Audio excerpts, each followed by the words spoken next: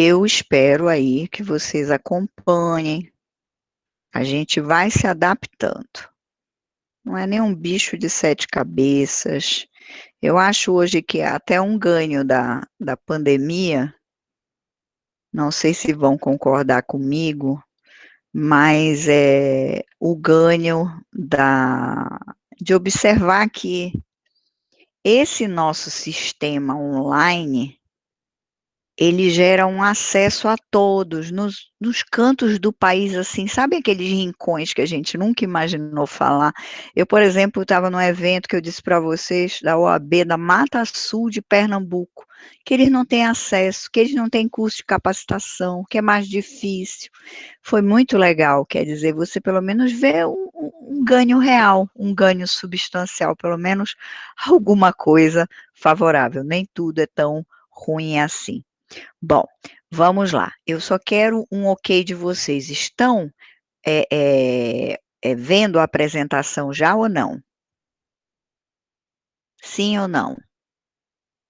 Sim, tá ótimo. Obrigada, Fernando. Obrigada, Natasha. Vamos juntos. Eu estou falando os nomes porque eu acho que são os nomes, porque às vezes aí, eu peguei o computador do pai, o computador de não sei quem, mas enfim, vamos juntos. Aí, hoje o nosso encontro é de prova e olhem que encontro maravilhoso para a gente esquecer tudo de estranho que a gente está passando. Prova, é assim tudo para o processo. Eu sempre fui uma encantada, uma apaixonada pela teoria geral da prova. E por quê? E ontem até falei sobre teoria da prova. Eh, Porque se vocês como advogados, advogadas, o próprio juiz não tiver o cuidado com esse instituto, ou um promotor, se vocês forem promotores para o futuro, se a gente não tiver o defensor público, não tiver o cuidado com a prova, eu vou perder. E quando eu digo eu, não somos nós enquanto profissionais do direito.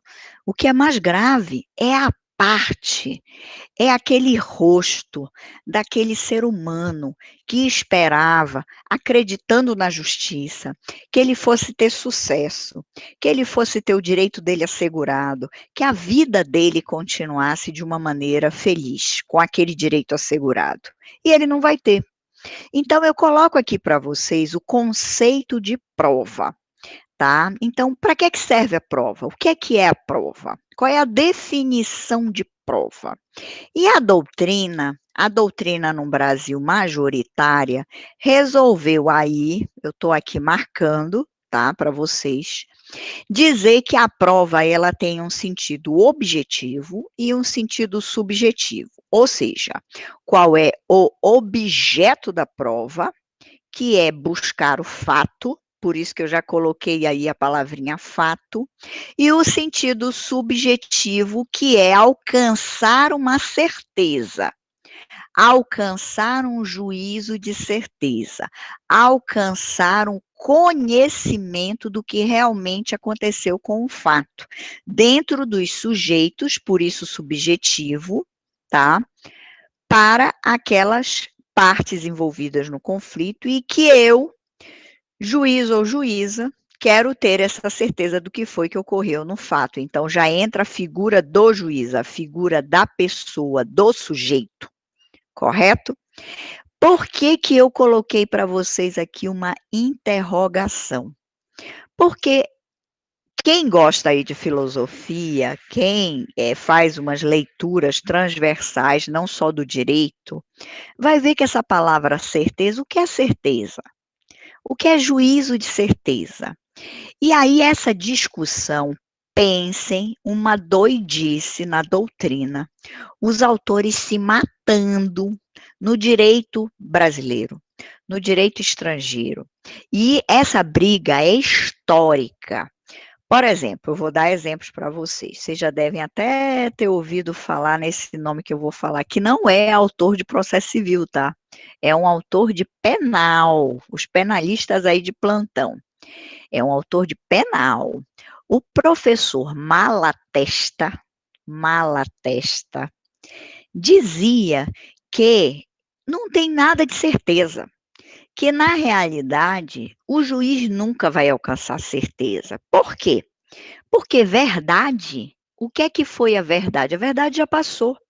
Eu vou ter um relato, que é a petição inicial, que vai ser uma historinha já contada e que eu não sei como ela vem contada.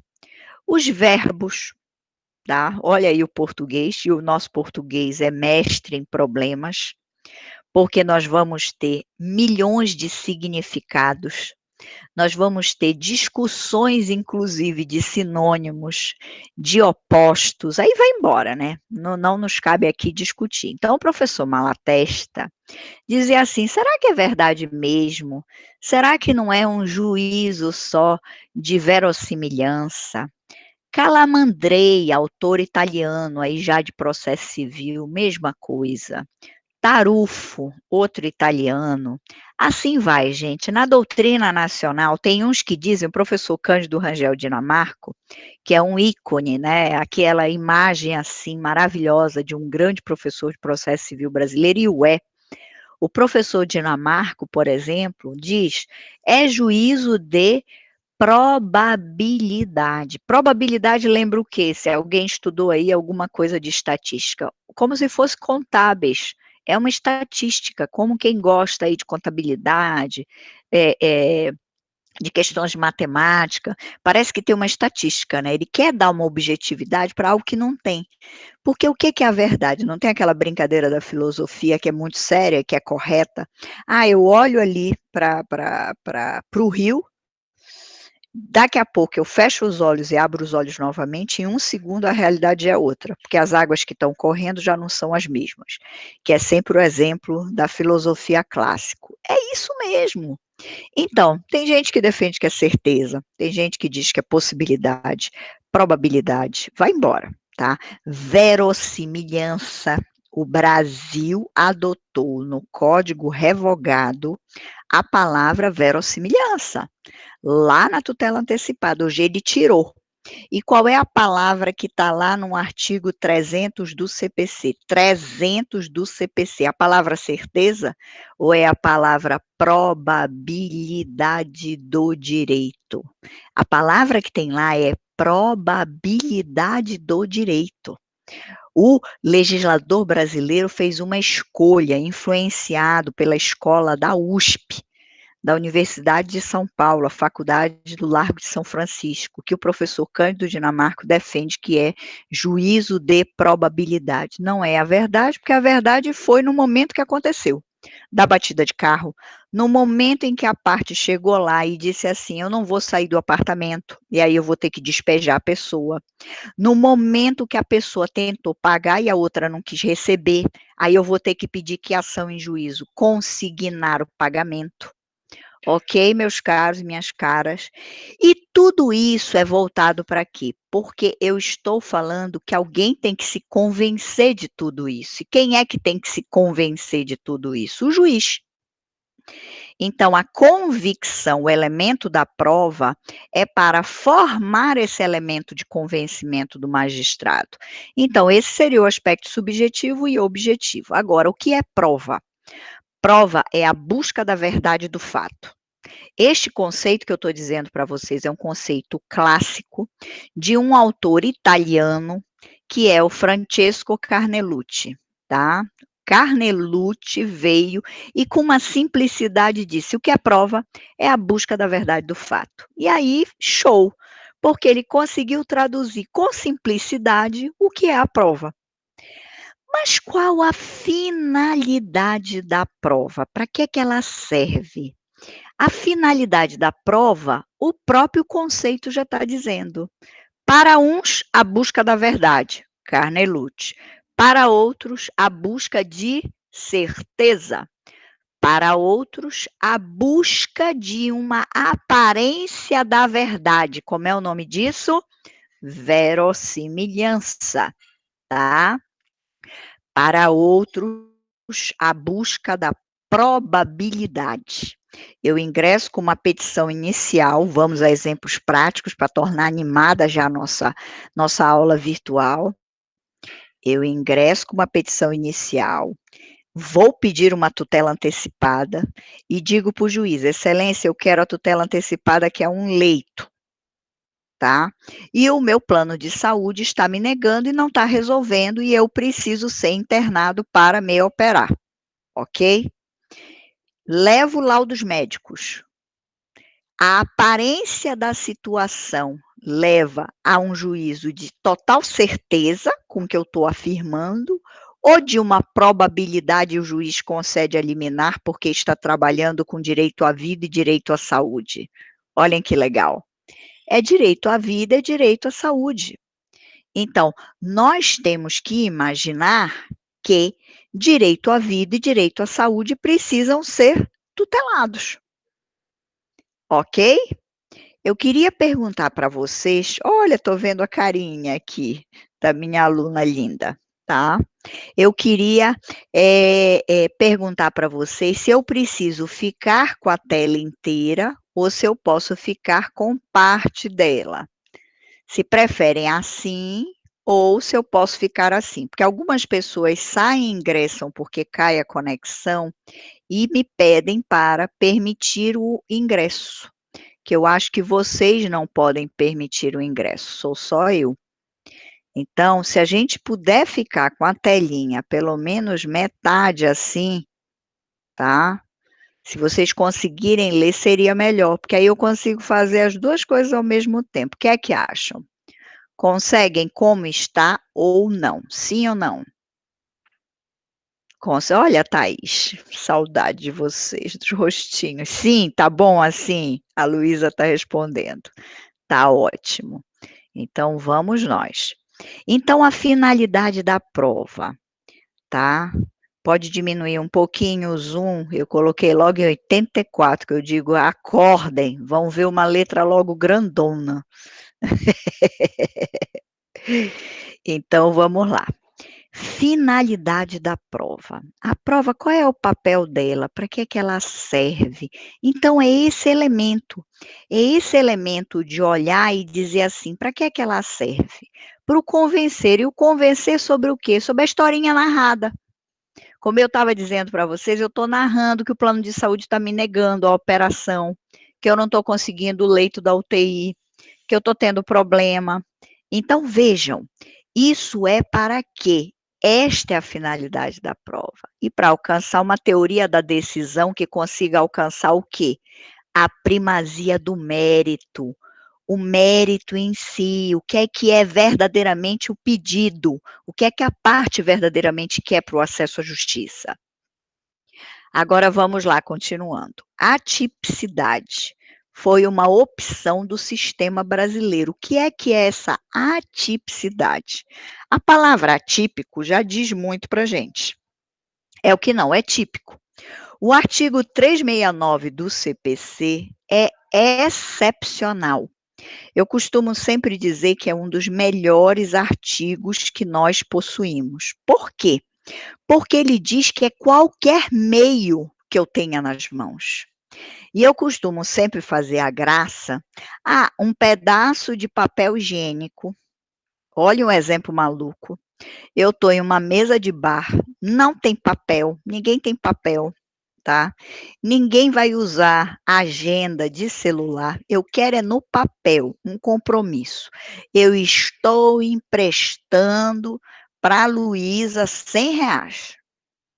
Aí estamos lá na mesa de bar, e eu quero que fique escrito que ela me deve, tem que me pagar daqui a 15 dias os R$ 100. Eu pego qualquer papel, aí eu estou fazendo o requinte de graça de ser um pedaço de papel higiênico, e vou anotar lá, que emprestei pá-pá-pá-pá-pá, e ela assina. Este pedaço de papel acabou, é meio de prova. E olha, o exemplo que eu estou dando hoje, a gente pode falar de uma maneira muito tranquila, mas pensem isso na década de 90. Pensem isso em 2000. Ninguém aceitava. Até mais ou menos 2010,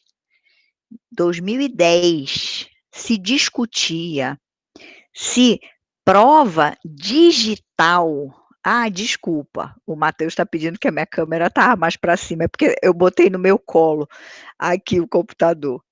Se prova digital, se ela era prova.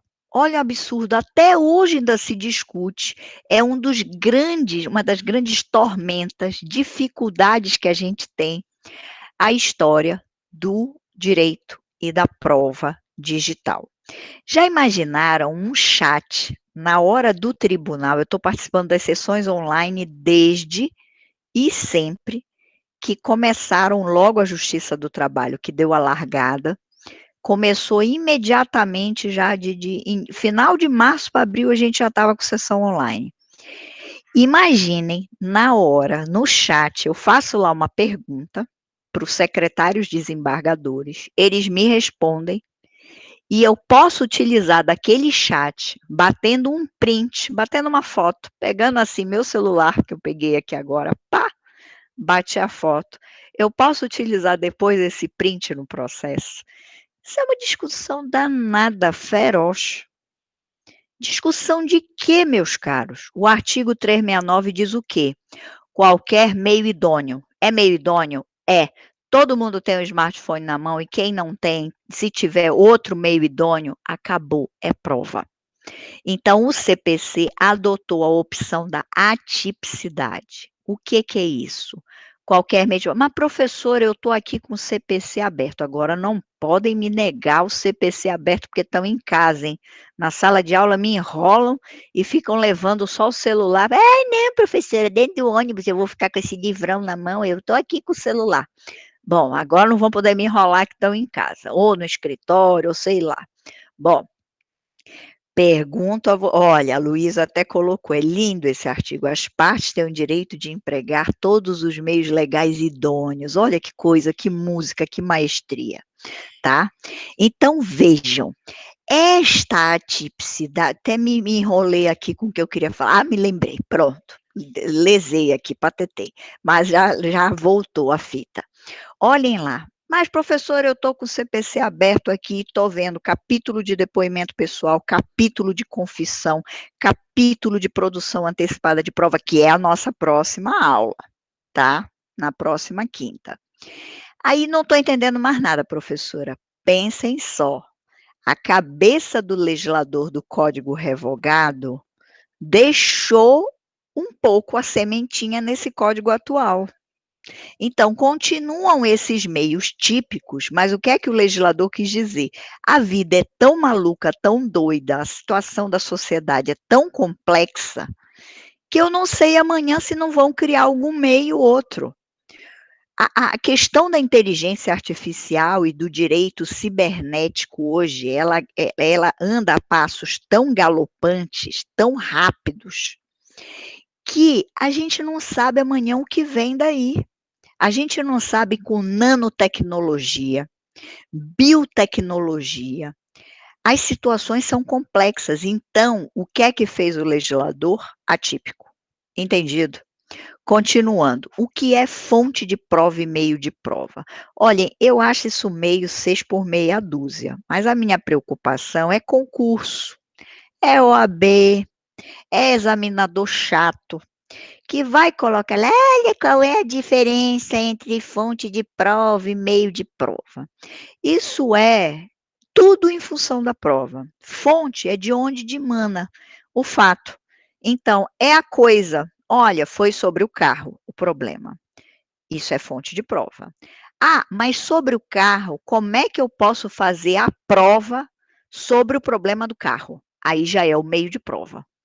Então, de onde eu vou, qual é a técnica que eu vou extrair sobre aquela coisa, que eu estou dando o exemplo carro. Sobre a pessoa, ah, olha, é um menor, e ele está passando por esse problema, tá. Qual é a melhor técnica, qual é o meio de prova que deve ser empregado para e sobre a situação desse menor?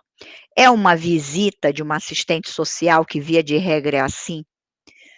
Quando se trabalha guarda, quando se trabalha tutela, quando se trabalha curatela, tá.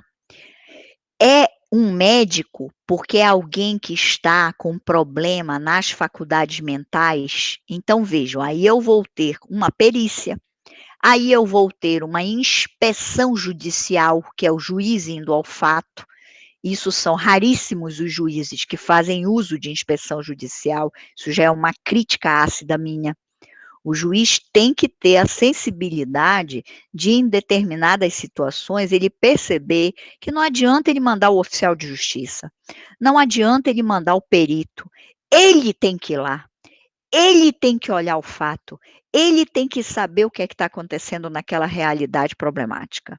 Então esses são meios de prova, que são os meios típicos, tá, que vocês já têm no CPC. Quais são eles? Vamos lá: depoimento pessoal, testemunha, prova pericial, inspeção judicial. Tudo bem? Então, fonte de prova, a coisa, a pessoa. Ah, olha, é a pandemia, é o fato.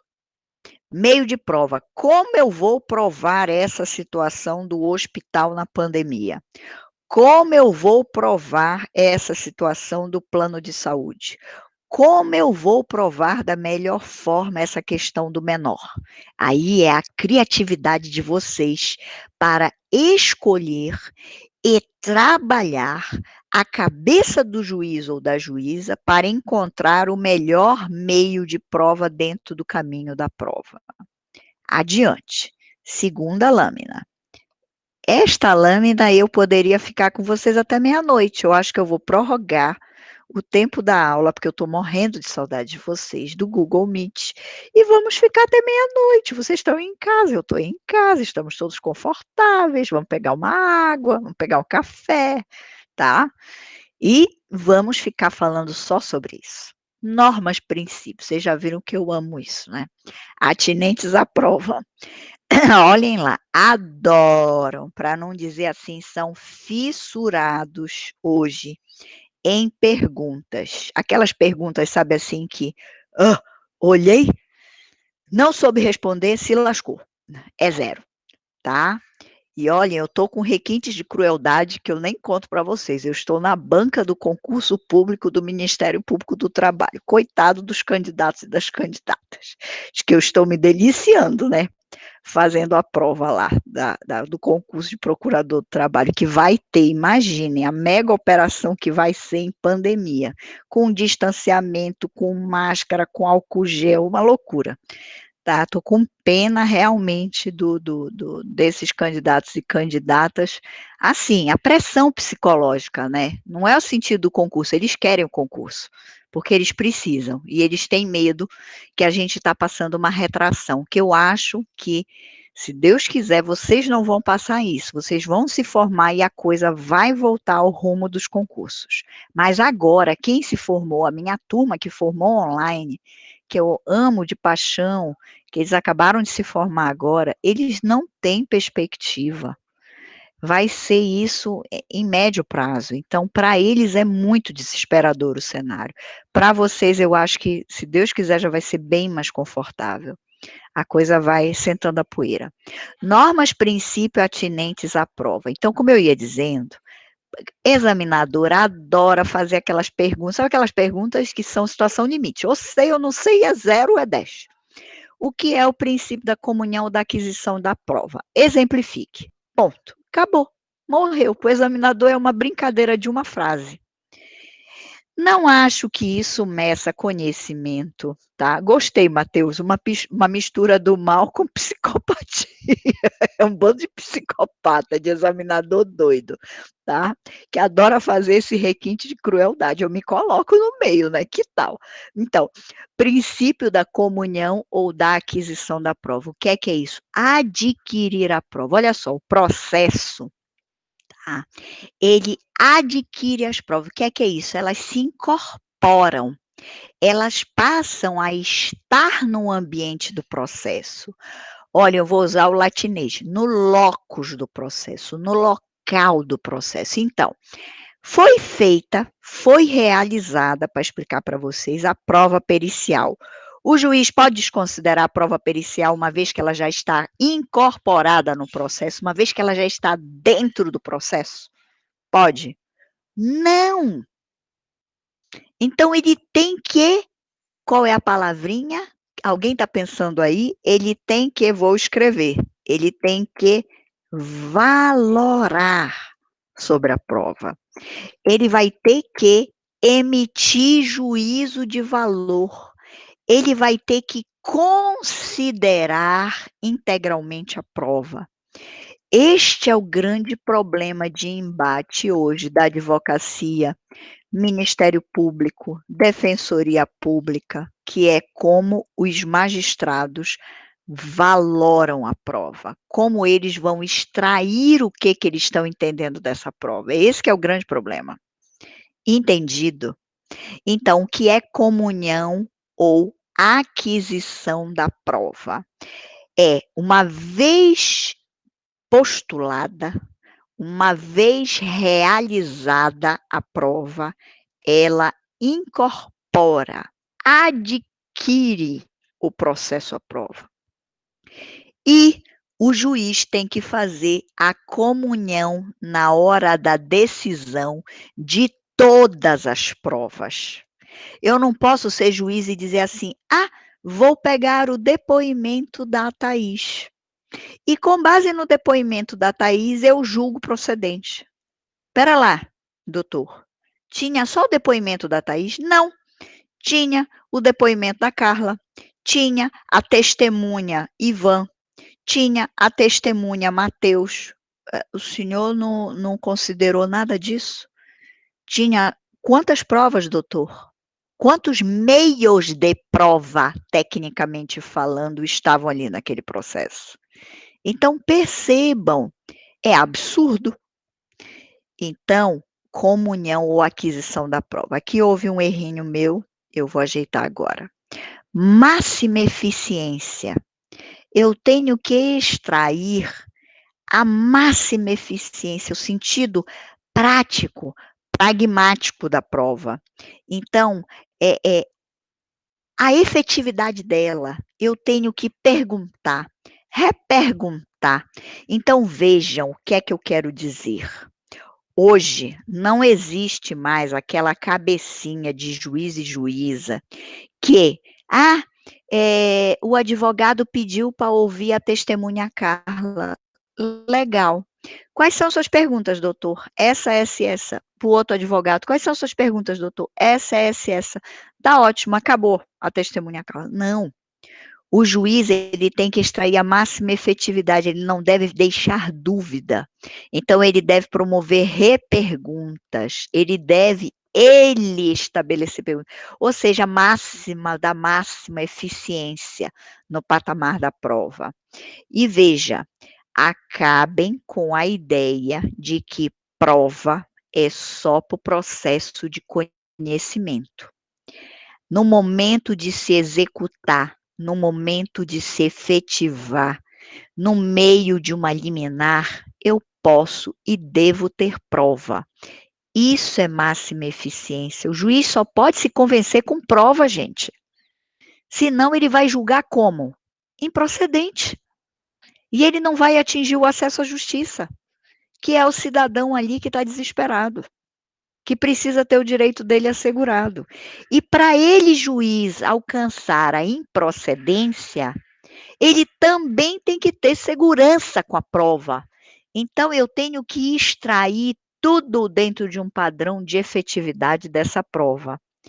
Ah, professora, como é que em uma execução eu posso ter essa questão de discussão da máxima eficiência? Perfeito, vamos pensar? Máxima eficiência na execução. Eu mando o oficial de justiça, quando eu digo eu mando, eu determino, sai o mandado, com 2 Ds, ai, ai, ai, não é com T, não é mandato, sai o mandado, que é a ordem do juiz, para que seja penhorado o veículo. Aí chega o oficial de justiça lá e diz: "Ixi, fiquei com dúvida, não está batendo o chassi, a placa do carro". Teve essa dúvida aqui, ele volta, o oficial de justiça, e relata tudinho para o juiz. Papá, teve esse problema. O juiz o que é que deve fazer? Se ele precisar, ele marca até a audiência para colocar o executado, o devedor na cara dele e fazer pergunta. É isso que é máxima eficiência, é isso que é máxima efetividade, é em prol do quê? Do acesso à justiça. Então este é um princípio hoje muito caro para a prova. Os juízes, eles têm que acabar com aquela ideia de gabinete, de isolamento, de só fazer o que a parte pede. "Ah, não, olha, fez 3 perguntinha, aqui fez 3 perguntinha, tá bom, eu não vou fazer mais nenhuma pergunta, eu tenho 15 audiências no dia, acabou, e eu já estou feliz da vida, juiz". Ele vai ficar com dúvida. Aí na hora dele decidir, olhem um exemplo que eu vou dar para vocês. Hoje é o dia de eu prolatar a sentença. Olhem a palavra técnica, proferir, prolatar a sentença.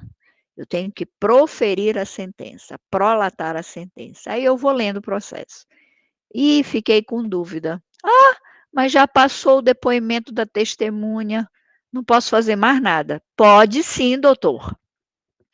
Pode sim, doutora. Reabra a instrução. Reabra a instrução". "Mas professora", olha, eu vou anotar aqui embaixo. "O processo não é assim, olhem lá. Postulação, fases, para vocês acompanharem. Postulatória, que é o quê? Petição inicial e defesa, já passou. Fase saneadora e professora, já passou, já foi feito saneamento, foi um dos nossos últimos assuntos, depois desse longo e tenebroso tempo. Saneadora, já saneou. O que é sanear? Corrigiu todos os probleminhas do processo, já passou, olha a fase cara para o processo. Instrutória, o que é instrutória? O caminho de quê? Da colheita das provas. Já foram colhidas, já foram realizadas. Eu estou em que fase, professora? Decisória. Eu não brinquei que eu sou juíza? Nesse momento, eu posso voltar para trás para a fase instrutória? Devo. Isto é processo hoje Brasil, para o acesso à justiça. Eu não disse posso, eu disse devo. Eu não posso prolatar a decisão se eu tenho dúvida quanto à instrução. Eu, na hora de prolatar a sentença, outro exemplo maravilhoso, aí eu digo: "Caramba, esqueci de requisitar o documento que está lá na Universidade Federal do Pará, que está lá no Hemopa, que é contra o Hemopa, que está lá no hospital, que é uma ação contra o hospital, que está lá com a parte pessoa física, com o Andrei, que está lá com a empresa Supermercado Líder". Olhe, professora, cuidado, só está falando mal do líder, do Baratão. Eu agora amei aquele Baratão, achei sensacional. Foi o único lugar que eu não fiquei com medo de entrar. Entrei rápido também, saí, mas fui. Então, o Baratão, o Nazaré, o eu estou brincando com rede de supermercado, poderia ser shopping, lojas de shopping, eu estou brincando aqui a hipótese. Eu não posso decidir a vida das pessoas ou das empresas, ou de um ente público, ou de uma fundação, ou de uma autarquia como é o FPA, sem ter quais são os valores caros aqui? Segurança. Segurança jurídica. Entenderam? Isso é gravíssimo. E como é que o juiz vai se negar? E o juiz vai dizer assim: "Ah, não posso reabrir a instrução", porque já passou, já precluiu. Não existe preclusão sobre prova. Isso é questão de ordem pública, é o juiz decidindo. Ele volta e olha para trás e reabre a instrução. Vou colocar um exemplo mais delicado ainda, tá? Qual é o meu exemplo mais delicado ainda? Vamos lá. Prova pericial, que é caríssima no Brasil. Perito vai ao fato, faz a perícia. Ao lado dele vêm os assistentes técnicos das partes, tá, que são das partes, ou seja, monta todo um teatro da prova pericial, porque vai ao fato. Imaginem que tem perícias de mês. semana. E muito legal, e aí para provocar vocês, é um assunto que inclusive eu fiz uma live com o professor Becklaut, que é das Alagoas, lá do querido estado de Alagoas, e ele é professor da UFAL, da Universidade Federal de Alagoas, e eu e o Beck, nós fizemos a live discutindo sabe o quê? Imaginem quando é teleperícia. Ai, ai, ai, ai, ai. Trabalhando direito à saúde. Então, eu tenho um problema e preciso que o INSS, o Instituto Nacional de Seguro Social, me ampare. Estamos em pandemia. Aí é feito por teleperícia. Carinha, como a gente está aqui no computador, do outro lado, o médico perito, ouvindo o meu relato de problemas médicos. Olha a confusão. Teleperícia. O CNJ, Conselho Nacional de Justiça, autorizou. E isso vai para o processo? Vai, meus caros. Agora vejam, se a prova se fragiliza, eu, juiz, não estou na teleperícia, eu, juiz, não estou na prova pericial, está lá o meu perito, que é alguém que eu confio. Mas e se eu tiver dúvida e eu não reabro até uma perícia? Devo ou não reabrir? Devo. É delicado o assunto, meu caro, quando a gente fala por aí. Então, devo reabrir? Deve. Devo determinar e deixo de prolatar a sentença até uma segunda perícia. Olha o que eu estou dizendo, a gravidade. Claro. Este é o melhor meio, esta é a melhor situação? Claro que não. Eu não comecei dizendo que a perícia é cara. Claro que eu vou evitar a segunda perícia. Mas se não tiver jeito, faz ou não. Imaginem para o processo penal. O que é a reconstituição do fato? É meio de prova. Reconstituir o fato do crime. Ah, foi feita a primeira reconstituição. Ficou com dúvida? Fiquei. Posso determinar ou devo determinar uma segunda reconstituição do fato? É o mesmo raciocínio, até penal. Ok? Devo determinar novamente no processo trabalhista uma questão, porque é trabalhador de mina. Olhem só, a gente está falando o estado do Pará como um dos estados de cenário nacional de mineração. Devo. Então, o que é isso tudo? Máxima eficiência. Contraditório, ampla defesa, direito à prova. Isso aqui é sensacional. Hoje, o que é contraditório? Vamos relembrar? Lá dos artigos 8º, 9º e 10 do CPC, é direito de participação e exercitar influência. Este é o contraditório moderno, o contraditório estiloso. Não é mais contraditório apenas aquilo de petição, defesa. Argue uma pergunta, responde pergunta e pode reperguntar. Não. O contraditório hoje ele é muito mais. Pode aparecer o Ministério Público com contraditório? Deve. Pode a Defensoria Pública, se for uma causa afeta a Defensoria Pública? Pode uma associação? Pode uma organização não governamental? Pode um sindicato? Podem as próprias partes pluralizar o processo? Podem. E isso tudo representa hoje o quê? Um amplo direito à prova. Algumas legislações, meus caros e minhas caras, no mundo, resolveram colocar explicitamente este direito à prova. Está expresso. O nosso país, na Constituição, isso aqui, olhem, essa sigla é Constituição da República Federativa do Brasil. Esta é a sigla mais técnica. Eu até escrevia nas salas de aula CF, eu comecei a me corrigir, tá? Porque esta é a sigla técnica que vocês devem escrever em trabalho de conclusão de curso, que vocês devem escrever nas peças, tá, de concurso, que vocês devem escrever em mestrado, doutorado, especialização, tudo bem? Porque este é o nome da Constituição, Constituição da República Federativa do Brasil, demonstrando primeiro a forma de governo que nós adotamos, que é a república, tá? E depois o sistema federativo, e não primeiro o sistema federativo, esquecendo a forma de governo. Bom, então, direito à prova, qual foi a opção no Brasil? A opção foi por dizer lá na Constituição Federal todos os meios inerentes, mas não especificou a expressão direito à prova. É uma opção. Mas dizer que o nosso sistema não ampara o direito à prova está errado. Está aqui. Artigo 5º, 55, representa direito à prova.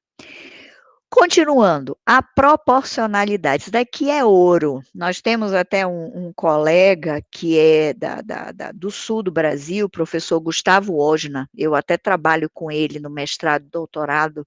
Ele tem um livro sobre proporcionalidade e especifica a importância da proporcionalidade para qualquer processo individual e coletivo. E foi também a minha dissertação de mestrado. Por quê? Porque é um raciocínio argumentativo. Por exemplo, para esse caso do hospital, é necessária a prova pericial? É adequada? Na lei custo-benefício, eu devo empregá-la? Então, é todo um ônus de interpretação, de raciocínio, de amparo argumentativo que a gente tem que ter na cabeça.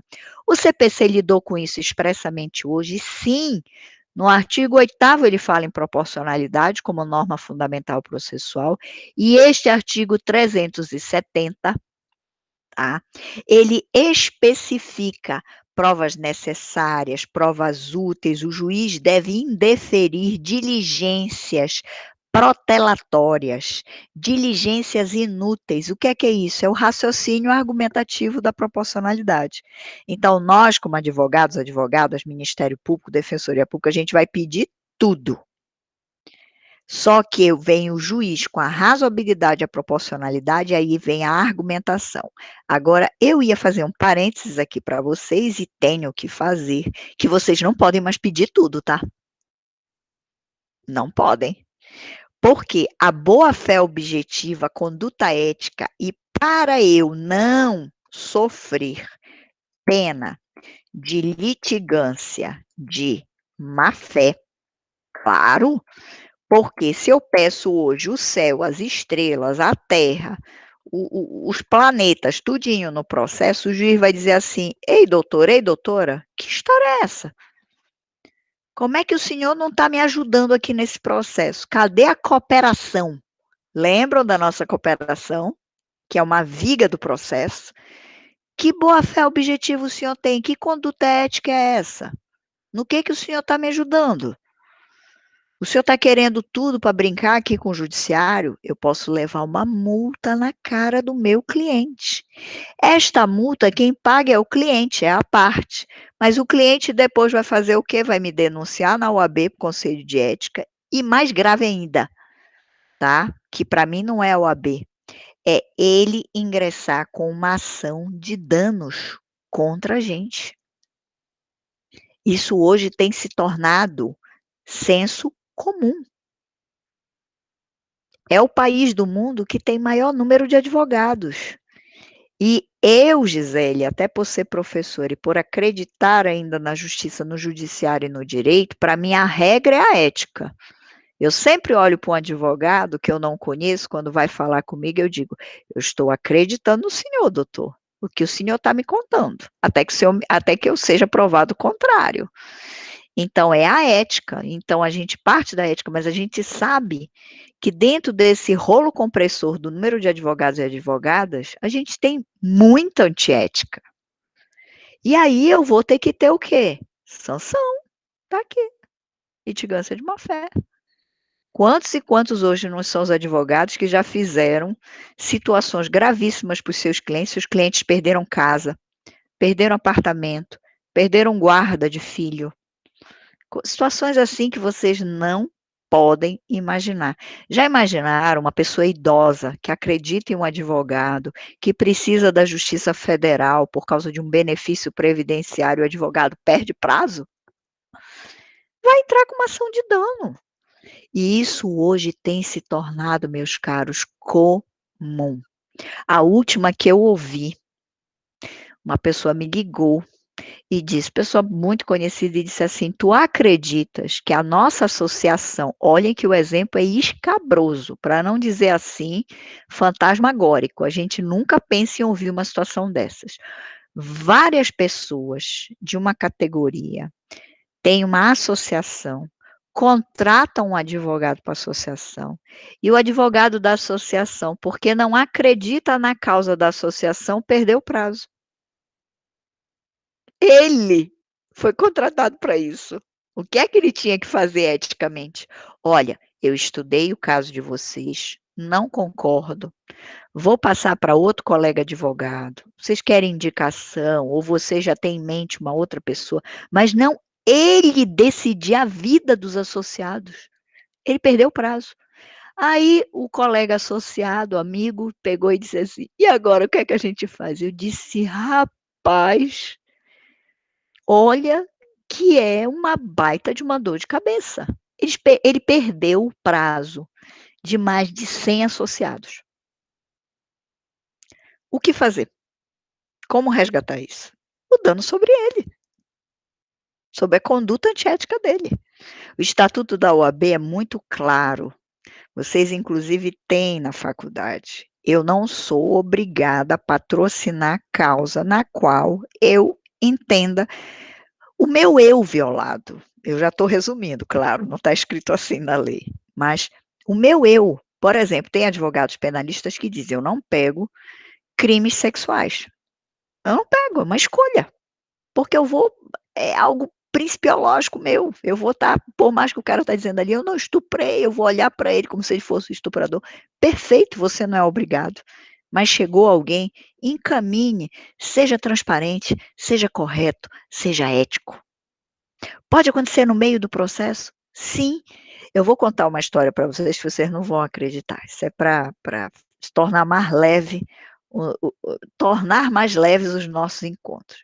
Imagine, teve uma ação na Procuradoria do Trabalho que o colega ingressou com uma ação civil pública. Professor, o que é uma ação civil pública? Uma ação coletiva para proteger o rol de trabalhadores envolvidos. E um dos objetos da ação não era só esse, tá? Mas um dos objetos da ação era discutir que os trabalhadores de uma determinada, categoria econômica, tá, que eles tinham que ter duchinha no banheiro. Duchinha, aquela duchinha para se lavar. Gente, pasmem, quando eu li aquilo eu disse: "Meu Deus do céu, para que judiciário para discutir duchinha de banheiro?". Eu me revoltei. E o pior, o processo veio para mim. Eu não acreditava naquela ação. Eu não conseguia acreditar naquela ação. E eu sou Ministério Público, e é impessoal. Aí eu disse: "Meu Deus do céu, eu não quero fazer essa audiência. Eu não quero ir para essa audiência, eu não quero ir para essa audiência. Olha que eu tenho 20 anos de Ministério Público, eu não estou acreditando nessa ação. O colega ingressou, o filho é dele, ele que leva esse filho adiante", só que o colega estava doente. Eu peguei, sabe o que eu fiz? Fiz uma exposição de motivos para a chefia e disse: "Eu não creio.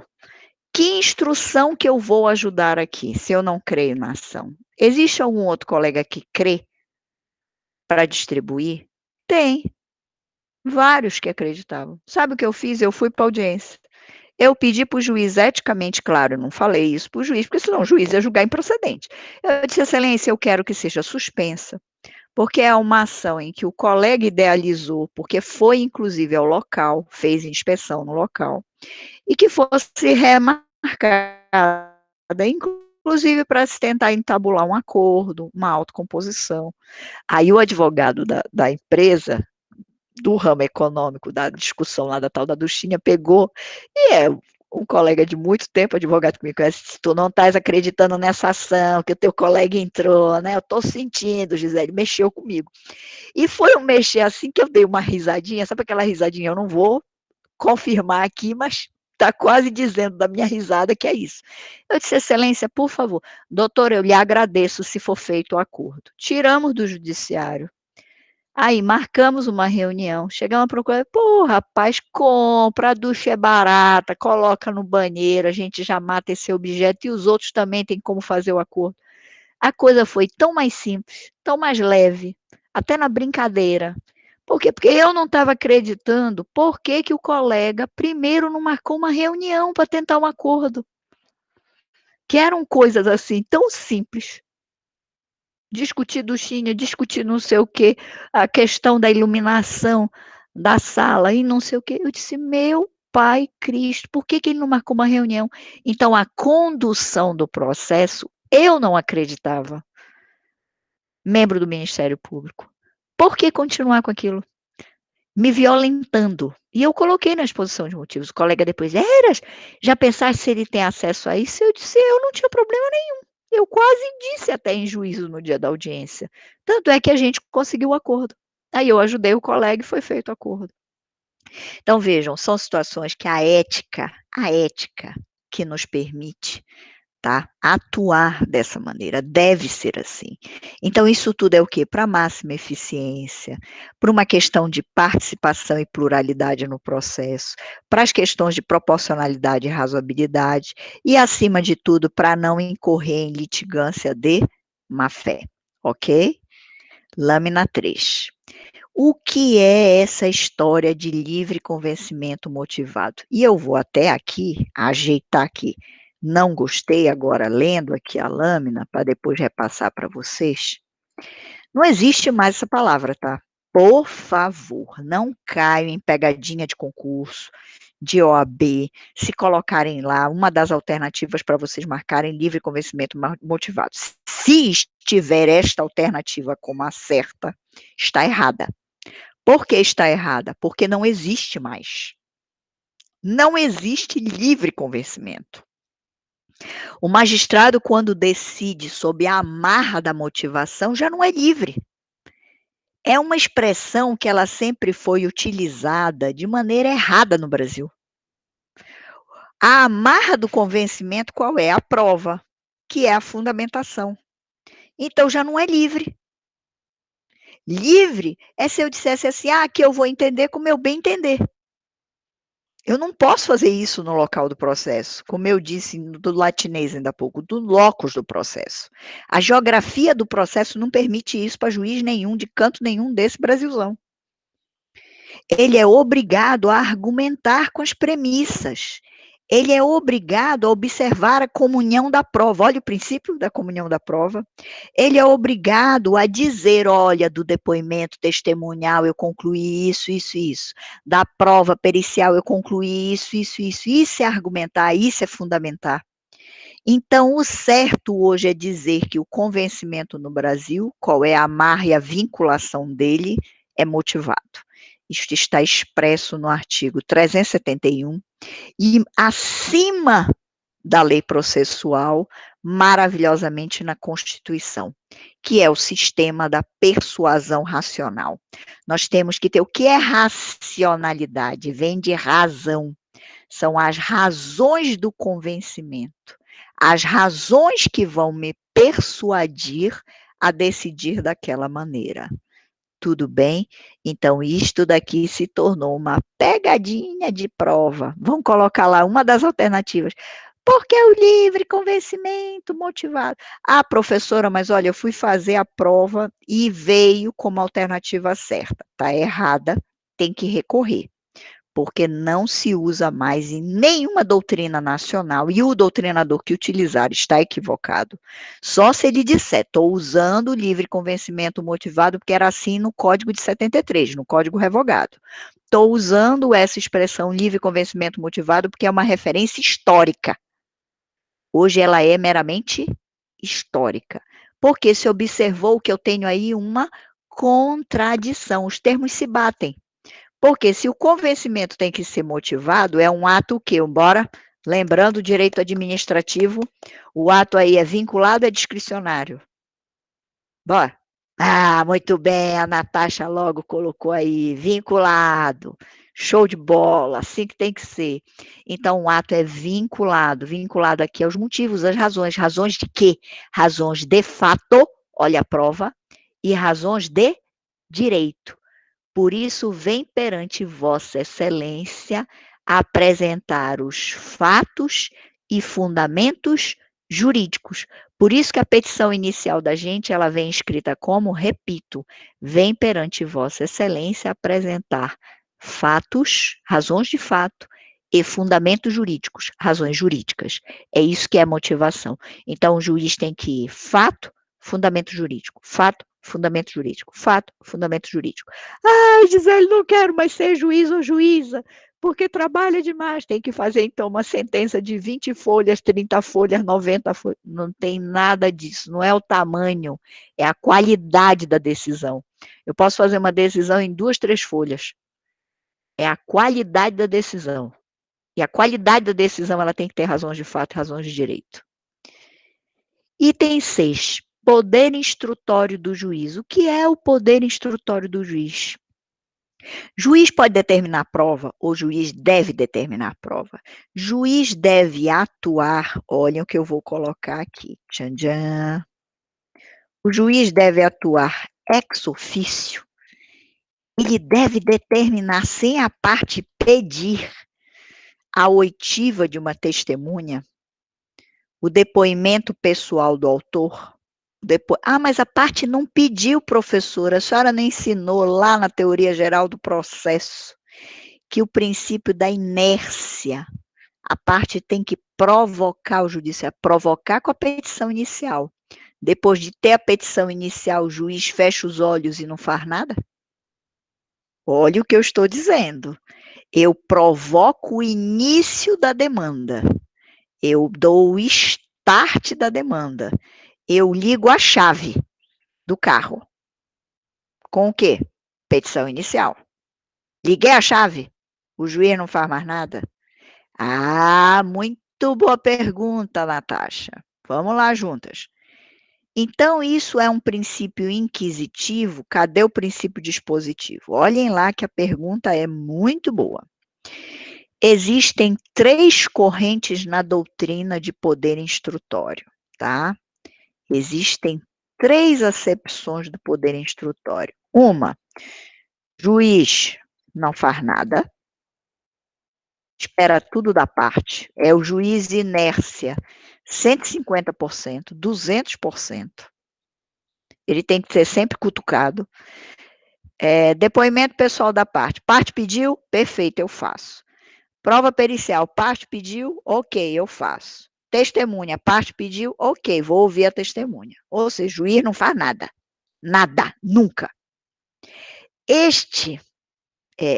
Esta corrente da doutrina é completamente ultrapassada. É o juiz modelo inércia ligado em 200%.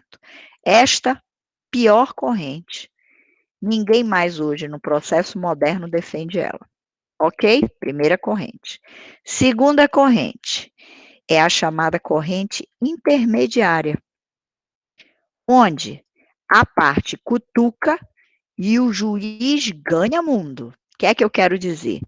Eu sou advogada e digo assim: Excelência, por favor, ouça a testemunha que eu vou apresentar. Diz, tudo bem.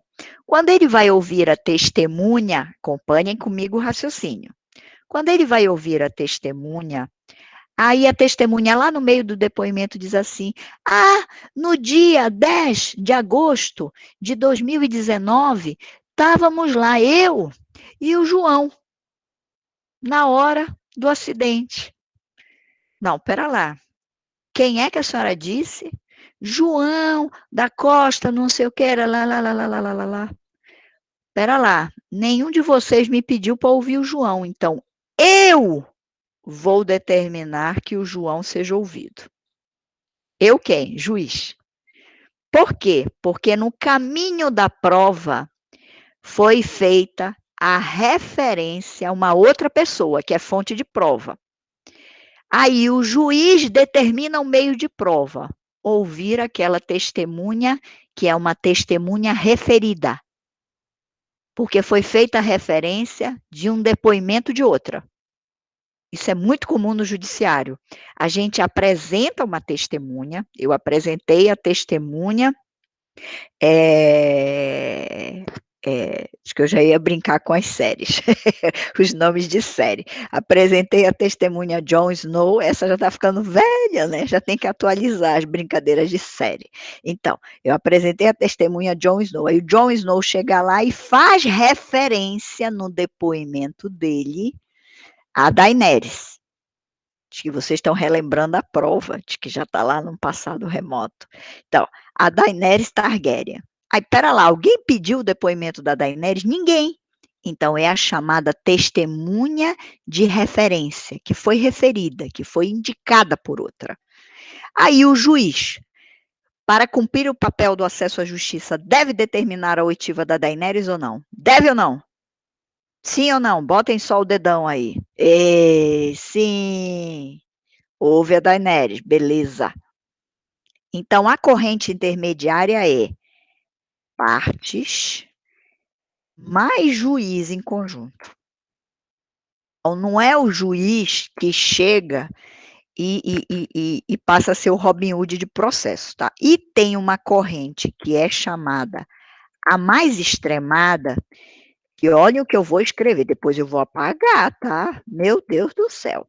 Juiz pode tudo. O juiz quebra tudo no processo, faz o que ele bem entender, o juiz é o super-homem do processo ou a super-mulher do processo, se for juíza. Ou seja, eu faço a minha petição inicial, não indico as provas, olhem o que eu estou dizendo, exemplo.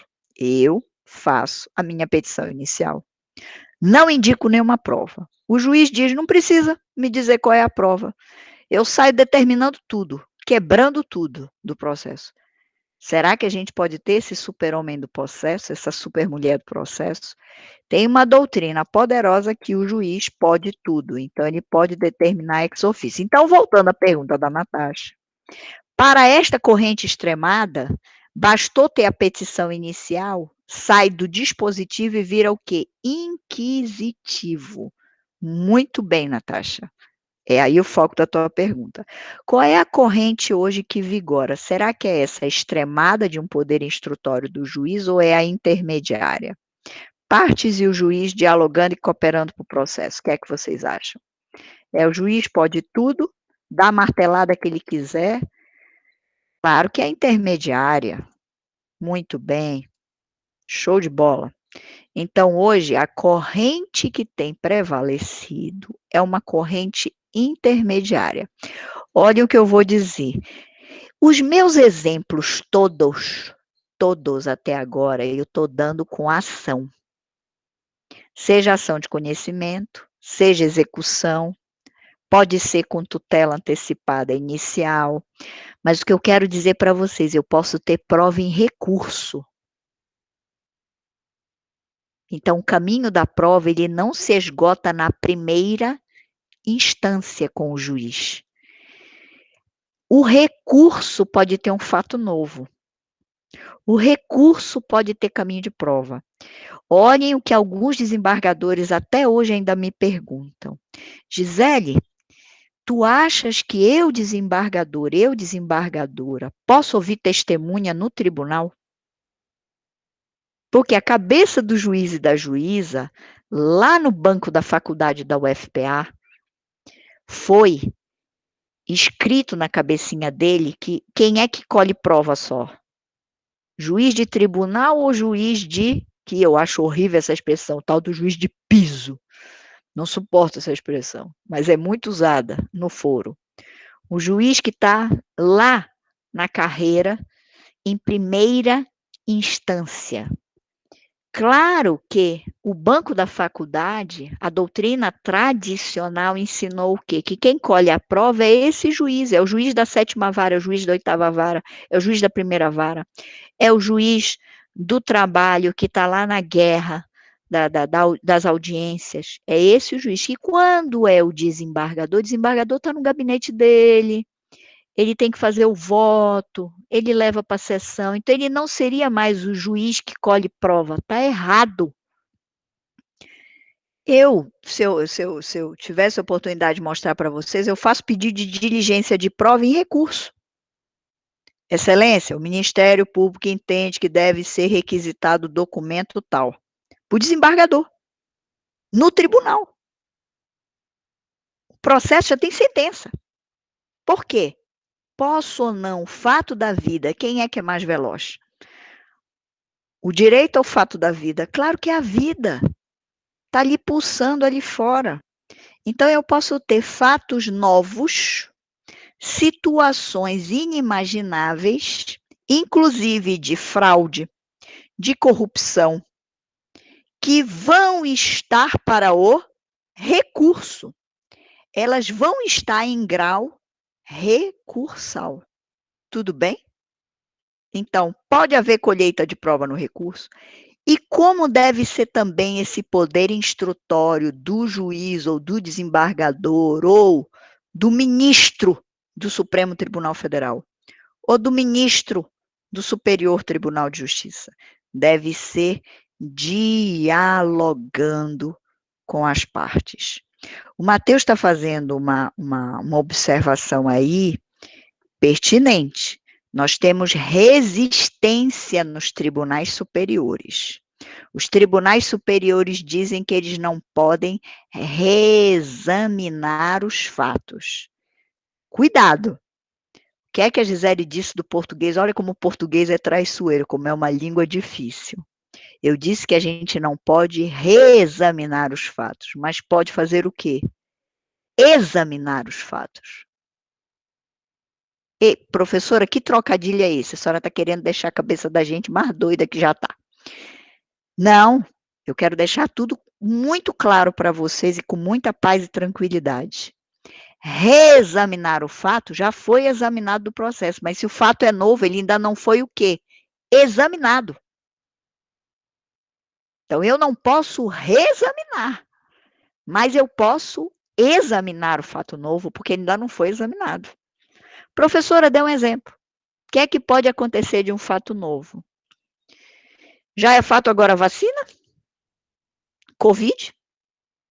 Não. E os processos que estão em andamento? E as situações que estão em andamento?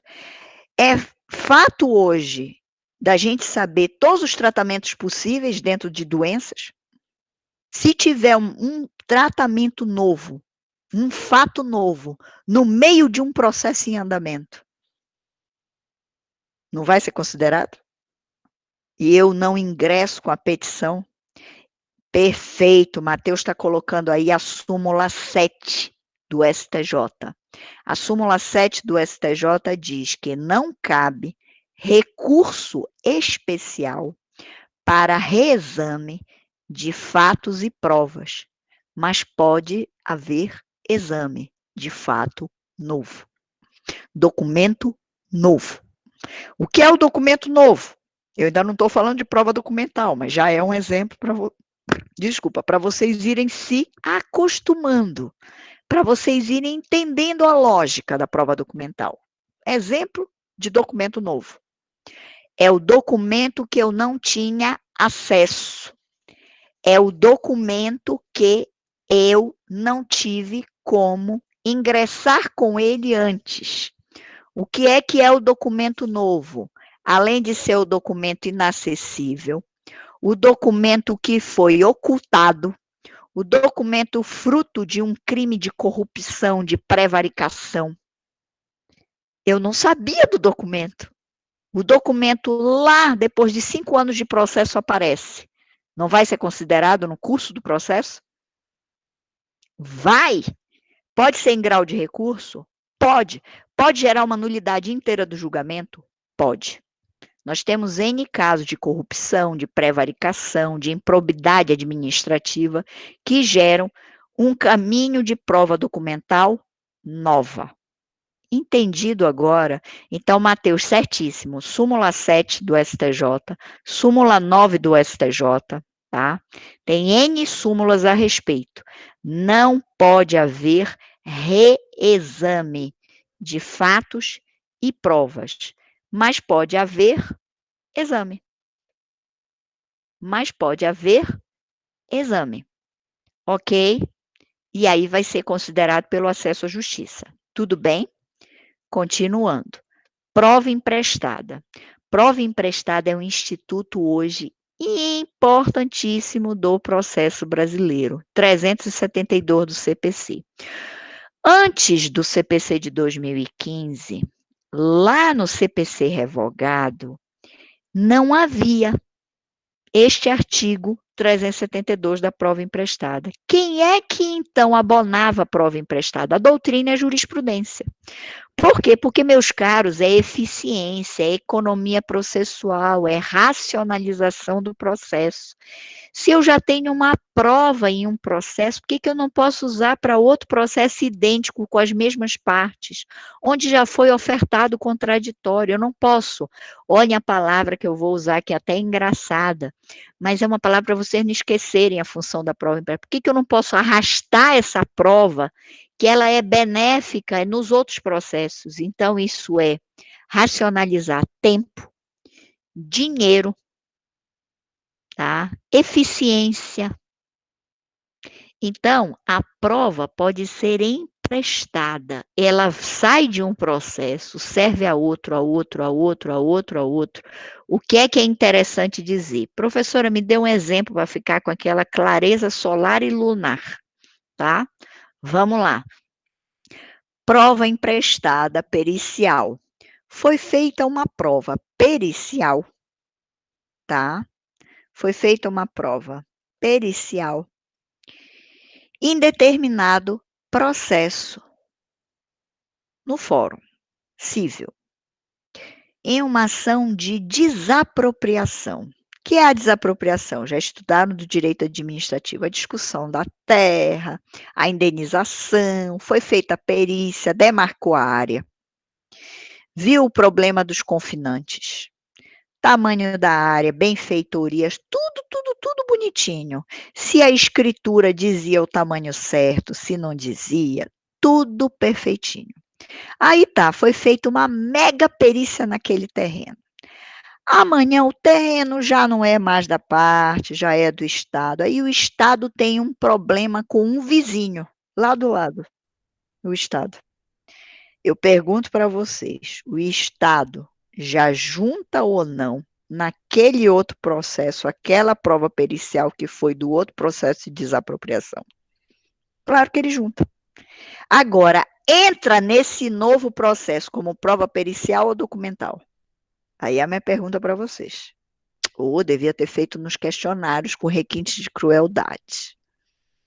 Eu não posso falar da prova, agora são os questionários. Na modalidade assíncrona. Agora virou a palavra da moda. E aí, o que é que acham? A prova entra no outro processo como documental ou pericial? Ela entra como documental, porque é prova emprestada. Porque a perícia já foi feita no outro. No outro, ela entra dizendo o quê? Ah, mas as partes são as mesmas. A outra parte também participou do processo de desapropriação, que era o vizinho. Falou, teve oportunidade. Pergunta da Natasha: eu posso iniciar um processo apenas com prova emprestada? Sim. Se você conseguir demonstrar que aquela prova emprestada chega a essa tua outra demanda, e eu vou dar exemplos da Justiça do Trabalho maravilhosos ou da Justiça Comum de novo. O Ministério Público do Estado do Pará, em função de um desastre ambiental, entra com uma ação coletiva, que o nome na nossa lei é ação civil pública. Com que obrigação? Obrigação de reparação do meio ambiente em função do desastre ambiental. Ministério Público do Estado do Pará. Vamos dar o nome à situação? Não, não vou falar do Estado, porque a ação foi do MPF, vou falar um caso concreto. Caso concreto, concreto.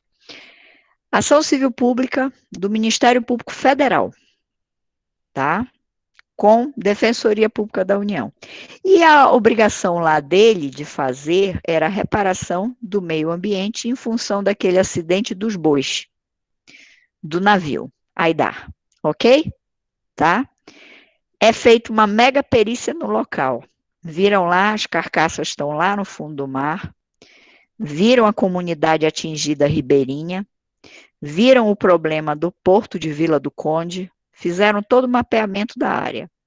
Pergunto para vocês, essa mega perícia, mega, gigante, Aproveita ou não os processos individuais dos ribeirinhos que pediram indenização?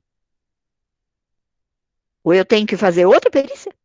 Então, Natasha, você é advogada do ribeirinho.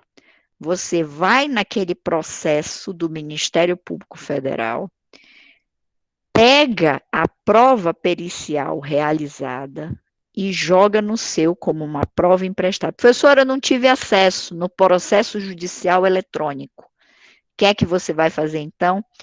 Peticionar para o juiz da ação civil pública, pedindo para que ele encaminhe para o juiz que é da sua ação do ribeirinho, ou o caminho inverso, que é o mais adequado hoje em dia, que é o que a gente faz. A gente pede para o nosso juiz que ele requisite, palavra técnica, repito, que ele requisite a perícia lá do processo da ação civil pública, ok? E aí vem o documento para o seu processo. Entendido? Tá? Justiça do trabalho, isso é comum. E pode ocorrer de processo individual com coletivo ou de coletivo para individual. Nós já usamos perícias de processos individuais para o nosso coletivo. E os advogados dos individuais já fizeram o caminho inverso, pediram as nossas perícias do coletivo. Ah, professor, eu me dou muito bem com a senhora, eu posso pedir direto para o Ministério Público? Pode também. Isso representa o quê? Acesso à prova, acesso à justiça, acesso à instituição Ministério Público. Ah, professora, a prova está na Defensoria Pública, que foi feita pelo Defensor Público. Pede para o Defensor Público. Não conseguiu com o juiz? Vai com o Defensor Público. Porque não se pode negar o acesso à prova. E a prova dessa tutela coletiva é pública ou é privada? Tem que correr em segredo de justiça? Claro que não. A gente está falando em ação coletiva. A coletividade é a sociedade, é a comunidade atingida, é o Brasil inteiro, é o estado do Pará, é o município de Belém, e assim vai. Então, a prova é para o processo. Tudo bem? Esse caminho de prova emprestada ao Supremo Tribunal Federal foi uma das decisões mais acertadas do Supremo e que veio a influir na redação desse artigo 372, porque antes era só jurisprudência, tá? Era uma jurisprudência do Supremo Tribunal Federal. Agora, eu estou com o item 8 aqui, que é maravilhoso. Os penalistas aí vão acordar, vão ficar felizes da vida comigo. Prova obtida por meio ilícito. O que é que diz a Constituição? Vedada. Inadmissíveis as provas colhidas ou obtidas por meios ilícitos. A ilegalidade torna a ilegitimidade. É uma opção ideológica do Brasil. Mas só que aí veio a discussão de uma teoriazinha para gente, que é uma teoria do direito norte-americano, que é a teoria dos frutos da árvore envenenada. Eu até coloquei aí o estrangeirismo. Fruits of Poisonous Tree. Tá? Teoria dos frutos da árvore envenenada. Se a base está podre, foi colhida com ilegalidade, com ilicitude, os frutos estão todos contaminados. É isso que diz a teoria. E vocês já devem ter ouvido falar, com certeza, com o penal, tá? Aí vem a grande discussão, e o Matheus já está colocando aí, pelo jeito eu já estou vendo que ele ama o penal. Aí ele colocou, mas no artigo 157, parágrafo 1º, devia ter colocado esse requinte no questionário, da crueldade. O 157, parágrafo 1º do Código de Processo Penal, não é civil, se eu falar besteira, me corrijam, tá? Meus penalistas de plantão. Ele meio que idealizou um pouquinho de modo diferente. E por quê? Porque a valoração do sistema penal é a favor ou é contra o réu? É a favor, indúbio pro réu. Então, vejam, eu posso levar esse raciocínio para o processo trabalhista, posso levar esse raciocínio para o processo civil, Posso levar esse raciocínio por processo administrativo? Posso levar esse raciocínio para o processo tributário? Isso é um grande questionamento até hoje enfrentado pela doutrina processual brasileira. Posso ter o instituto da prova ilícita derivada? Ou seja, nós estamos lá num processo penal. Aí, lá no meio do processo penal, colhendo as situações de um crime de corrupção, um crime de, superfaturou merenda escolar, envolvendo autoridades administrativas, envolvendo governantes, envolvendo juiz, envolvendo promotor. Imagine uma mega operação delicadíssima. E lá no meio, quando resolvem fazer interceptação telefônica, o que é interceptação telefônica? É você interceptar por um terceiro uma conversa que está ocorrendo entre dois. Então, eu sou um dos agentes da corrupção, então eu estou dizendo, traz a mala de dinheiro que eu libero a decisão. Tá, beleza. Pode trazer a mala aqui no meu gabinete. Não, não te preocupa. Ninguém vai saber de nada, vai ficar tudo bem. Aí eu estou sendo interceptada no gabinete e gravada a conversa da corrupção. Só que aí, quando começam a gravar todas as minhas conversas, lá no meio aparece um outro problema, que às vezes não diz respeito à situação, ou que diga respeito, mas que é derivado, que não estava naquela demanda imediatamente. Já tivemos N casos de desembargadores ou de autoridades governamentais que tiveram seus telefones interceptados pela justiça, e quando a gravação vem, a gravação aí é lícita, tá? Corre em segredo de justiça. Só que no meio dela tem lá outro crime. Um crime de abandono de menor, de pedofilia. Nós tivemos um caso horroroso no Brasil de um magistrado federal que ele, além de cometer a corrupção, ele era pedófilo. Mas o que estava a justiça investigando, em nenhum momento era pedofilia, era corrupção. Só que quando foram interceptadas as conversas dele, veio à baila a pedofilia. Aí vem a pergunta: usar aquela gravação que não era para o fim da pedofilia é prova obtida por meio ilícito? Fecha os olhos para o crime da pedofilia, não faz nada. Vamos supor que lá no meio descobre que aquele juiz bate na mulher. Vamos supor que lá no meio descobre que ele abandonou um menor que estava sob o pátrio poder dele. Situações que eu estou inventando aqui, algumas são reais, algumas fictícias. São situações que estão derivando de uma prova lícita, mas ela se torna ilícita, ou vice-versa. A que começa ilícita pode se tornar lícita? Então vejam que é uma via de mão dupla. Eu dei o exemplo de uma prova lícita, porque a interceptação foi feita pela justiça, e eu posso dar um exemplo de prova colhida ilícita. Eu estou gravando, eu coloquei uma escuta na sala do juiz, paguei um funcionário da limpeza, ele coloca uma escuta. Eita, olha lá o requinte da maldade toda, e coloca lá a escuta, e depois eu posso usar essa gravação? Que eu montei toda uma cama. Vou dar um exemplo trabalhista, que eu passei como parecerista no processo, como fiscal da ordem jurídica. Houve um sindicato que chegou com o patrão, é uma grande rede aqui em Belém. Aí chegou com o patrão e disse assim: olha, a gente está com o nosso sindicato em reforma.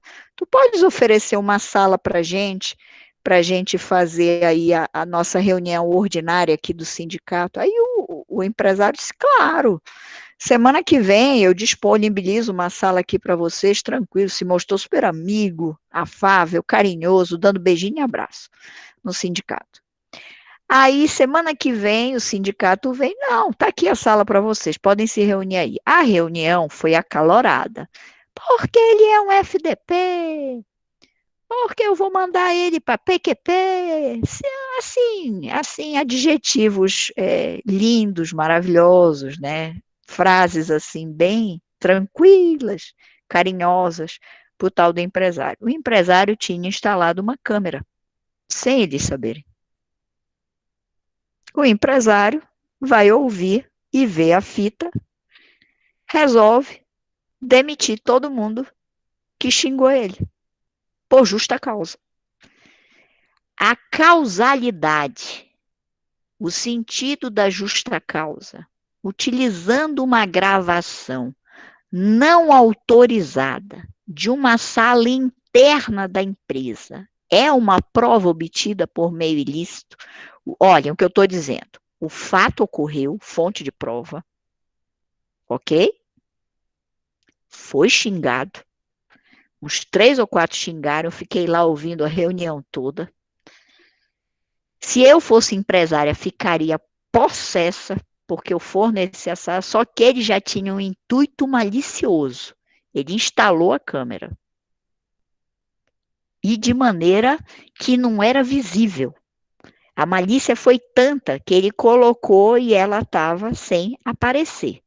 Porque quando é um local público, por exemplo, você vai em uma farmácia hoje, ela está toda monitorada por câmera. Por quê? Por causa de assalto, poder público que não consegue dar conta em termos de poder de polícia, porque é para proteger a integridade dos próprios usuários se acontece alguma coisa lá dentro da farmácia.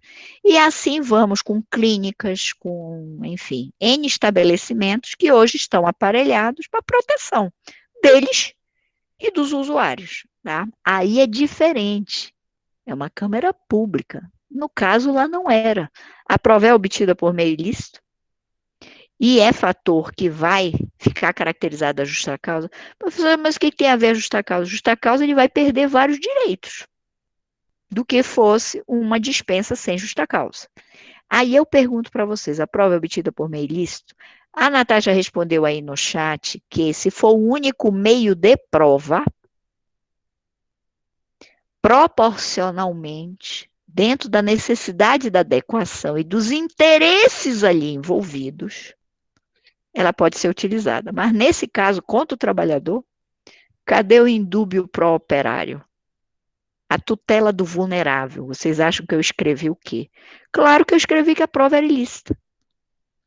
Por quê? Porque ela não é razoável, ela foi desproporcional, houve ali um intuito malicioso, e o acalorado no meio de uma discussão é o acalorado no meio da discussão, que não vai caracterizar uma prova obtida por meio lícito para a prova da justa causa. Entendido? Mas e no outro aspecto da pedofilia? Olha a diferença de exemplos. A prova é considerada lícita.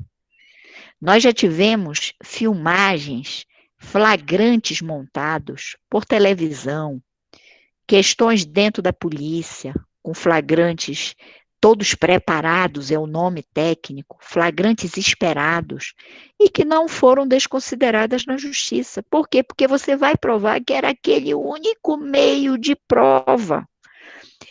Raciocínio, portanto, argumentativo, caso a caso. Eu não posso dizer e jogar em um sacão ali, dizer que todas as situações vão ser definidas de uma maneira perfeita e acabada, de um prato feito. Impossível. Entendido? Vou voltar a isso nos meios de prova, tá? Isso é só o início da teoria da prova. Continuando aqui, eu prometo que eu já vou me encaminhando daqui a pouco para a gente terminar. Ônus de prova. Isso é um assunto muito legal. O que é o ônus da prova? O que é o peso da prova? Qual é a carga da prova? Se eu estou falando em partes, se tem um autor, se tem um réu, se tem um reclamante, se tem um reclamado, se tem um querelante, querelado, ação penal privada, a teoria da prova é a mesma para qualquer processo. O que é o ônus da prova? Quem deve competir? Então, a gente passou muito tempo na doutrina brasileira repetindo 373 caput, tá? O que eu vou estar falando aqui oralmente. Ao autor cabe o fato constitutivo do direito. ao réu, impeditivo, modificativo ou extintivo do direito do autor. Isso que eu acabei de falar, que é o caput do 373, é o chamado ônus de prova o quê? Estático, parado. O juiz pega, olha para o autor e diz, ele provou o fato constitutivo do direito? O juiz lê a peça do réu e diz assim, ele provou o fato impeditivo, modificativo ou extintivo? E aí, ele fez o raciocínio. Este é o chamado ônus estático. Será que o processo hoje pode ser analisado só sob esse prisma de um ônus estático? E será que essa regra de que autor, fato constitutivo, réu, impeditivo, modificativo ou extintivo, é uma regra que o juiz deve estar raciocinando no momento da prova, ou ele deve estar raciocinando na hora dele prolatar a sentença como regra de julgamento? Isso é uma discussão doutrinária feroz, é uma discussão que veio, inclusive, do direito alemão, tá? Essa discussão. E nós não temos consenso. Alguns defendem que é regra de instrução e outros regra de julgamento. Se estão curiosos aí, enfim, é meu papel também informar vocês o que é que o direito brasileiro hoje tem a maior tendência a acompanhar a teoria alemã, que é apenas e tão somente uma regra de julgamento. Então, é um raciocínio que o juiz vai fazer. Ele lá, diante de todas as provas produzidas no processo, da comunhão ou aquisição da prova, ele olha para o processo e diz assim, oi, o que é que fez o autor? O que é que fez o réu? Entendido? Então, é uma forma dele observar a carga da prova. Agora, o que é que eu queria dizer para vocês? Eu não estou preocupada só em dizer isso, esse ônus estático. E se ele está no meio do processo ou para o final do processo, o juiz pode fazer qualquer hora. Eu estou preocupada em dizer hoje o que é o processo moderno, que está aqui, ônus dinâmico. Eu tive, inclusive, uma ex-aluna, hoje professora, foi até a tese dela de pós-graduação, em ônus dinâmico. É um assunto que o mundo ganhou enfrentamento, que o mundo percebeu que a prova, ela tem que ser não estática, ela é dinâmica, ela é flexível, é o acesso, é a valoração para a segurança jurídica, para o momento do decidir, para o momento de julgar recurso, que é por isso que eu disse para vocês que a prova também está, que a prova está até o Supremo Tribunal Federal. Eu vou dizer mais coisas para vocês, apesar do Matheus e eu, a gente ter falado no caminho do recurso, pensem em uma ação direta de inconstitucionalidade. Pensem hoje em processos de repercussão no Supremo, no STJ. Não tem audiência pública, não, no Supremo, no STJ. Inclusive, na minha palestra, inclusive, falei um recurso afetado. O nome é esse técnico, tá? Vamos acostumando o ouvido. Um recurso especial afetado no STJ, Superior Tribunal de Justiça, tá? É o tema, se quiserem anotar, 1016. Se vocês baterem STJ, tema 1016, vocês vão ler lá o tema 1016 e vão ver que foi feita uma audiência pública. O que é uma audiência pública? Prova. Apareceram especialistas do Brasil inteiro para discutir o problema que o STJ está enfrentando. E o STJ está colhendo prova com ministros em audiência pública para ele melhor decidir. Quer dizer, ele está dizendo, eu não sou o dono da verdade aqui nesse processo, eu preciso ouvir a sociedade. Porque eu sou um juiz de gabinete, eu sou um ministro de gabinete. Eu não sei o que está acontecendo ali na esquina. Então, este é o papel que a gente quer do Superior Tribunal de Justiça, do Supremo Tribunal Federal, do Tribunal Superior do Trabalho, do Ministério Público. Imagine, eu estou hoje em home office, aí ligo os médicos, olha, Gisele, a gente está com problema aqui no hospital na pandemia, disso, isso, isso, isso, isso. Eu não vou lá, eu ouço a historinha deles, eu não vou averiguar, eu não mando pelo menos o engenheiro pericial para ir lá, eu não faço pelo menos uma perícia eletrônica, que a gente já tem. uma perícia conduzida ao ambiente com câmera. Isso já está sendo feito. Eu dou notícia para vocês, perícia online. A gente não faz nada. E eu tomo aquele fato e eu digo assim, não, eu vou continuar no meu cafezinho, no gabinete, eu não imagino fora dessa minha realidade. Claro que não. O Ministério Público ele tem que ouvir e estar para o caminho da prova para a ação coletiva refletir mais e mais o que? Os interesses dos atingidos. Então, se eu ouvir um médico, vamos ouvir 10? Não, enfermeiro. Não, técnico de enfermagem. Não, vigilante. Não, ainda tem fornecedor. Vejam o quão é plural o exemplo que eu estou dando para vocês, que é um ambiente de hospital.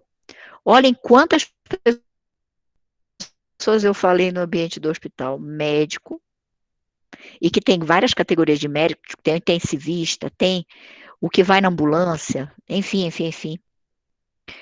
Enfermeiros, técnicos, pessoal de limpeza, vigilância, fornecedores, recepção, pessoal interno de RH, recursos humanos. É um mundo. Isso é o que eu estou lembrando. E eu com certeza ainda estou esquecendo coisa. Com certeza. E os usuários? Posso ir para a porta do hospital, perguntar, vocês estão tendo acesso, não estão tendo acesso, como está? Estão sendo protegidos, não estão protegidos? Estão vendo a realidade lá dentro, protegidos ou não protegidos que entram? Vejam, para eu poder entender que é uma realidade complexa ou facinha. É facinha ou complexa? Complexa. Cada vez mais o fato da vida é complexo. Então, isto é a discussão de ônus dinâmico. O que é o ônus dinâmico, então? Vamos lá. A dinamização do ônus de prova, o ônus de prova não fica só para o autor e réu. É para qualquer um que participa do processo e eu posso fazer o quê? Inverter o ônus de prova. Mas sobre que requisitos? E isso é regra ou é exceção? Eu tenho que analisar a inversão do ônus de prova como regra ou como exceção? Como exceção. O artigo 6º, inciso 8º do Código de Defesa do Consumidor estabeleceu excepcionalmente logo de cara como regra para quem? Para o consumidor. Claro, eu estou brigando com a Coca-Cola. Quem é que tem a facilidade da prova? A mega instituição Coca-Cola, eu dou logo esse exemplo, porque é mega. Ou eu, coitadinha aqui, brigando com a mega e gigante Coca-Cola. Então, claro que quem é o vulnerável, quem é o hipossuficiente? É o consumidor. Então, é ele que vai ter que ser amparado em qualquer dúvida. Então, eu vou inverter e jogar para a costa de quem? Da Coca-Cola. Ela que prove. Ela que exibe em juízo. Então, a pergunta de vocês, como advogados e advogadas, deveria ser para mim. Então, o que que você prova para essa consumidora na petição inicial, professora? O que é que eu provo amanhã, quando eu for advogada? Eu vou colocar lá um indício apenas de prova. Eu vou dizer, olha, ela abriu a garrafa, a tampa projetou na vista, isso é um exemplo verídico que eu estou dando. A pessoa estava com aquela KS, né, aquela de vidro, aí ela foi colocar o abridor, ela estava errada na pressão, a tampa projetou na vista e ela ficou cega. Exemplo verídico. Basta para ela o quê? O simples fato de levar para a petição inicial o quê? O laudo do acidente e a lesão ocular. E quando ela conta a história, a Coca-Cola que diga o inverso. A Coca-Cola que prove que não foi ela a Coca-Cola. Porque é tão ínfima a porcentagem de ocorrer isso, que quem tem a auditoria e sabe como ocorre e por que ocorre é a Coca-Cola, não é a coitada da consumidora que está comprando ali só para tomar aquele líquido. Entendido? Então, são N situações. O consumidor estabelecia isso desde 1990. O que é que fez o CPC? Viu a experiência do consumidor e levou para o parágrafo primeiro. Olha aqui, ônus de prova judicial, quem determina a inversão é o juiz. Diante de que requisitos? Que requisitos? O requisito da impossibilidade, ou seja, de uma vulnerabilidade. Eu, professora, estou brigando com a UFPA. Quem é que tem os arquivos? Com facilidade de tudo e tudo. A UFPA. Então, eu já estou vulnerável. O juiz, diante da impossibilidade de algum documento interno, o que é que ele vai fazer? Ele vai imediatamente dizer o quê? Quem tem que provar? A UFPA. E ele inverte o ônus de prova para exibir o documento e obrigando a UFPA sob pena de multa. Olha a sanção, sob pena de multa, para efetividade. Vanessa, não se preocupe, eu estou gravando a aula. Qualquer falha, qualquer situação, a gente passa a gravação, não se preocupe. Então, esse é o ônus de prova judicial, diante da impossibilidade, da vulnerabilidade, de situações de necessidade, inversão do ônus de prova. Então, se dinamiza. Eu posso ter uma dinamização de ônus de prova, rachachar 50% para um, 50% para outro. Estou facilitando na matemática. Aí o juiz vai determinar que obrigação. Não, não, olha, você pode provar isso, você pode provar aquilo. Ou seja, é um diálogo para o processo.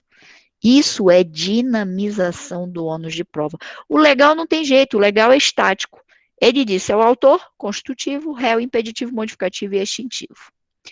Eu não vou falar de propósito do convencional, tá? Porque eu quero só começar aqui. Melhor, eu vou falar um pouquinho só para terminar essa lâmina e a quinta eu deixo para outra quinta. É, convencional, lembram do negócio jurídico processual, que é o autorregramento da vontade das partes, que as partes podem se unir e determinar situações no processo, que o juiz tem que respeitar a manifestação de vontade, que hoje é uma inserção da vontade das partes, que o juiz não pode pegar mais o martelinho e martelar minha cabeça. Eu posso fazer isso com a prova? Eu sou advogada do autor, Thais advogada do réu. Aí a Thaís me liga e diz assim, Gisele, a gente precisa resolver logo isso para os nossos clientes. Se a gente for enfrentar prova pericial às vezes se arrasta 2 anos, 1 ano, não encontra perito, não tem quem pague os honorários do perito se as partes não tiverem condições. Então é um caos. Pensem o caos. É ótima a prova pericial quando a gente diz assim, a empresa vai bancar, tem um perito, então é a realidade do que seria o ideal. Um banco de peritos, todo mundo podendo pagar a perícia. Então, essa realidade não é a regra, óbvio. Então, ela pega, me liga, amistosamente diz assim: olha, meu cliente continua aqui bem aguerrido, o teu também, mas os dois concordam uma coisa: prova pericial não dá, vamos ficar só em prova testemunhal. Olhem lá o exemplo. A gente pega, leva para o juiz esse negócio jurídico processual. Doutor, nós fechamos. Nós não queremos perícia. E se o juiz disser assim, mas quem quer sou eu? Ele pode, no poder instrutório dele? Sim ou não? Existe até um enunciado do Fórum Permanente de Processualistas Civis. Eu acabei esquecendo de colocar aqui, mas eu pesquiso e coloco para vocês, não se preocupem. Esqueci o número, são zilhões, já tem mais de 600, tá? Que todos nós, professores de direito, conversando, chegamos a esse enunciado que cabe. Se eu estou abrindo mão, a outra parte está abrindo mão, como é que o juiz vai instalar um meio de prova que não é econômico, que muitas vezes não é eficiente, que muitas vezes não chega àquela verdade que eu falei para vocês, porque o fato já aconteceu. Eu tive um caso concreto em que o juiz bateu o pé, nesse exemplo que eu estou dizendo para vocês. Eu estava brigando com a Caixa Econômica Federal. Aí a Caixa Econômica Federal disse, não precisa de perícia. E eu também disse, não precisa de perícia. E o juiz disse, mas para mim precisa de perícia.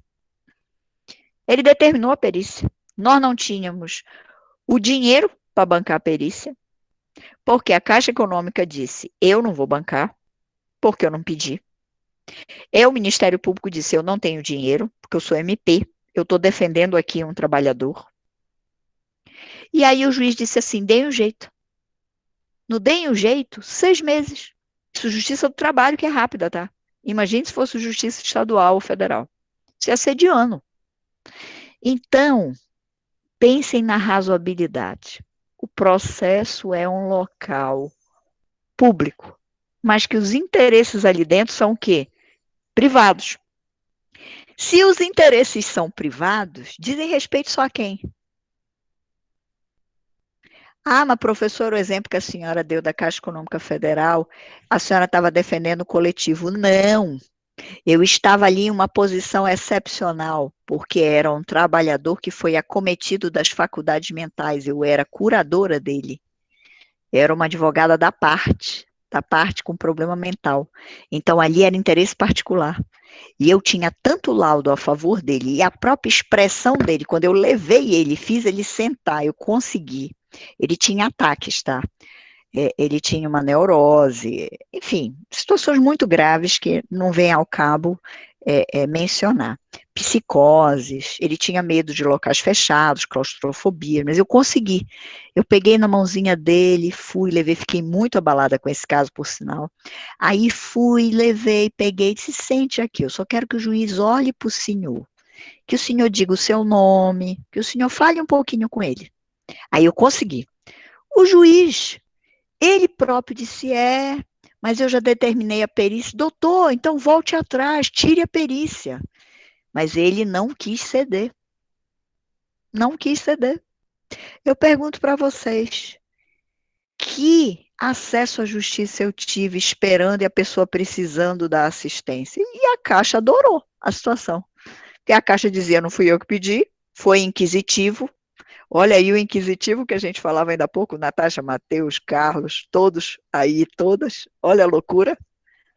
Então, não pode. Por isso, o Fórum Permanente, hoje a interpretação dos tribunais está para respeitar.